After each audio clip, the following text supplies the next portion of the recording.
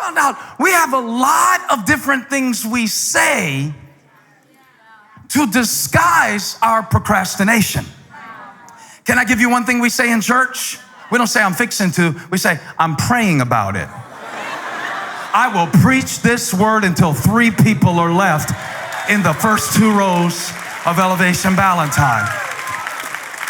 And it's cool because you do need to pray about some things. But some things that God just told you to do, get your book out, do not require prayer. They require action. And that guy has a hard job because the people on one level are making progress. At least it seems to them like progress. And the question becomes, this is point number 1, they'll put these on the screen. Is it progress or is it procrastination? Because apparently there were some really nice subdivisions going up in the suburbs of Judah. The exiles have been back from Babylon now 20 years, and that was a God thing, wasn't it? I mean, they didn't know if they'd ever come back. And only because Persian control took the territory of Babylon back were they able to come back and rebuild their homeland. And when they first got back, they thought they'd rebuild the temple because it had been destroyed. It was the preeminent place for the presence of God to be manifest among his people so that he would have a dwelling place. You and I understand that now this temple is not a physical building, but it is you and I, the temple of the Holy Spirit, where God dwells and where God lives. But in the midst of rebuilding this place where God had appointed his presence to dwell, something was lacking in their perseverance, or perhaps it was just that they got distracted.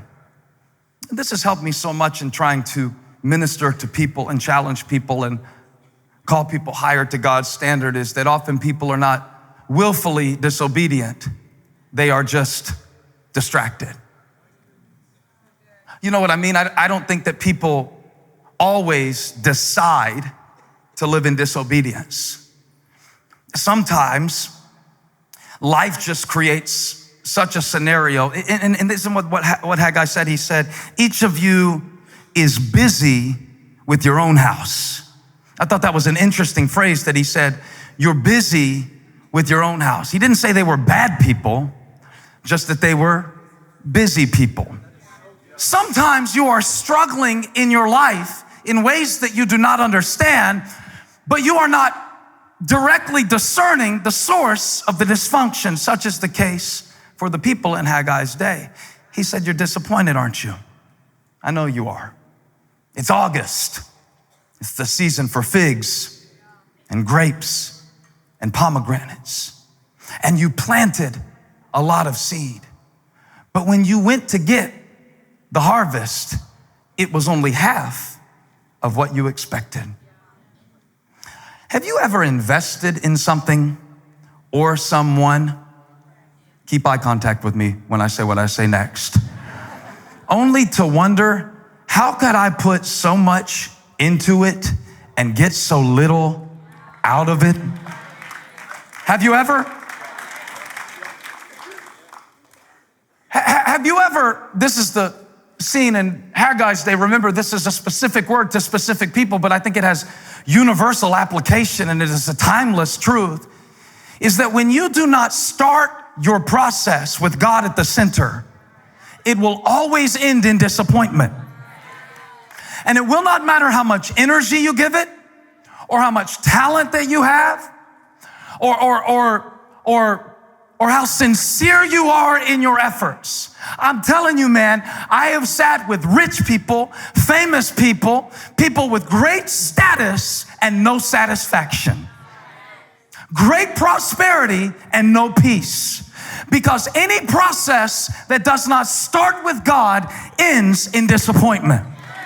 Write that down, teach it to your kids, put it on your mirror. Any process that does not start with God ends in disappointment. You plant much, you reap little. You get dressed, you're not warm.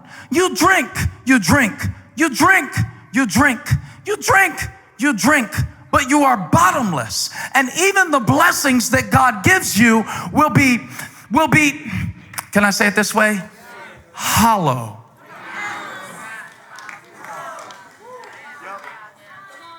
it's a hollow harvest. And while the people were busy building their own houses, busy building their own bodies, busy building their own dreams, busy planning their own future, they neglected the place of God's presence.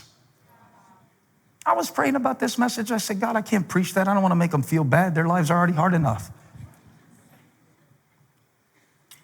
And God told me, I didn't hear this out loud. It's just an impression I have, okay? So let's get that straight right now. But the impression that I got is, if you don't ever make that connection, you will live in a continual state of frustration and wonder, why am I doing so much and receiving so little?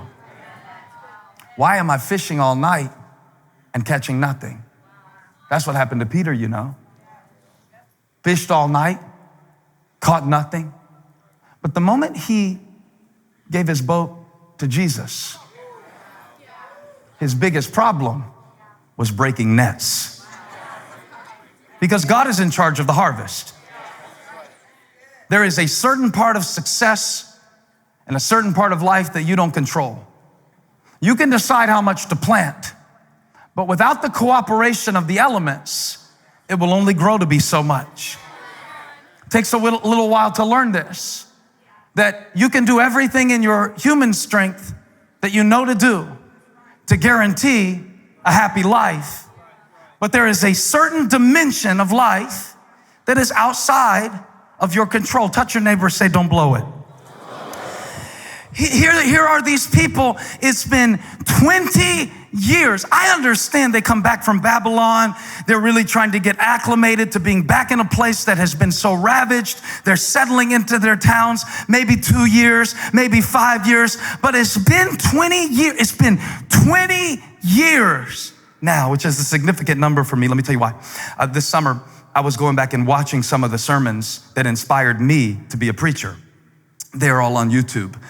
And it's cool because I don't have to pay for them. I can bootleg them now. And I've long since lost the cassette tapes, but they're all online now. And so I was online watching some of my favorite preachers that were inspiring me as a boy. These were my heroes. I was watching them just to kind of get in touch with 16-year-old Steven, who used to walk around the block with the Walkman, and I would preach with the preachers, and I would hold an imaginary microphone. I've said too much. Okay.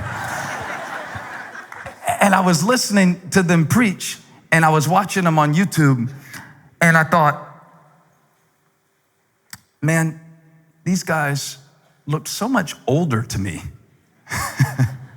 And then I did some math, and I realized that the guys that I used to watch when I was 16 were the age then, right, that I am now. You talk about a broken heart. You talk about a wake-up call. Because see, I still feel like I got all this time. You know, I still feel like we're just getting started. The church is just getting started. I mean, in my mind, this is still the IPO. But it was a wake-up call for me to realize that what they were to you then, you are to somebody now. In other words, you don't have any time to waste. Touch your other neighbor, say, don't blow it.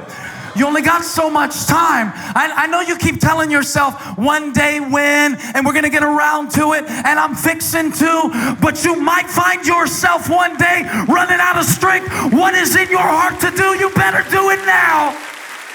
Shove your neighbor, say, do it now. Cock-a-doodle-doo. This is your wake-up call. That was 20 years ago, man. If we're going to build it, we got to build it now. But sometimes the devil will tell you you're being patient when really you are procrastinating. And if he can get you to mistake procrastination for patience, he can keep you locked out of the blessing that is on the other side of your obedience.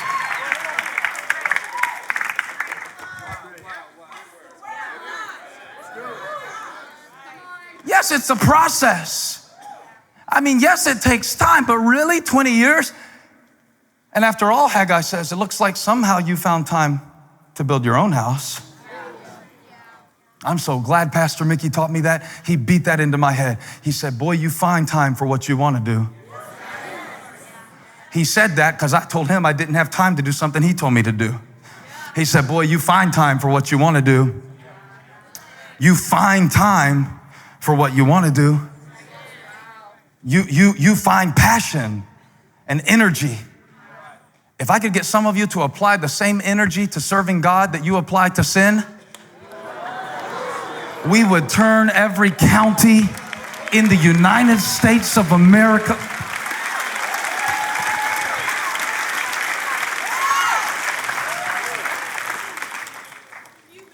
And it looked to them like progress, but the prophet Haggai says, wait a minute, progress is more than just effort.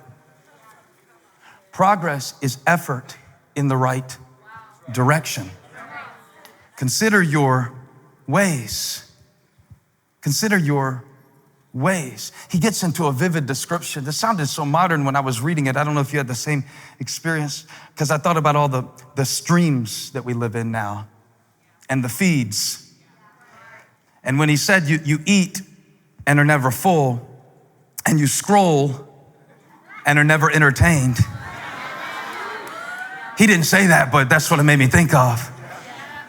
He said, you YouTube, and now you're over in cat videos and you don't even know how you ended up. How did I get here on a Minecraft tutorial? I'm 37 years old.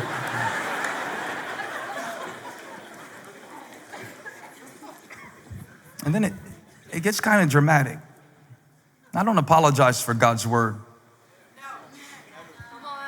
He said, when I saw that you were so busy with your own work, when I saw that you were so busy with your own interest, I didn't mind you building your own house. I didn't mind you driving a new car. I didn't mind you enjoying yourself on the weekend and telling your friend who's always trying to use you that you didn't have time to help them move. It was fine because they're always asking you, and they're. But what I minded was that you lost your sense of what was really important. And so now God says, I had to take action. I had to frustrate your process to remind you of your priorities.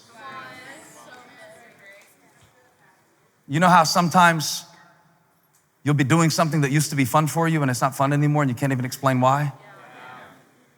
Sometimes that's God sucking the fun out of something that is keeping you from your calling and purpose. Hey, thanks for stopping by my YouTube channel. I hope you were blessed today. If you were, share this with somebody. Like and subscribe and leave me a comment. Let me know where you're watching from, what we can pray for you about. Hope to see you back here again really soon.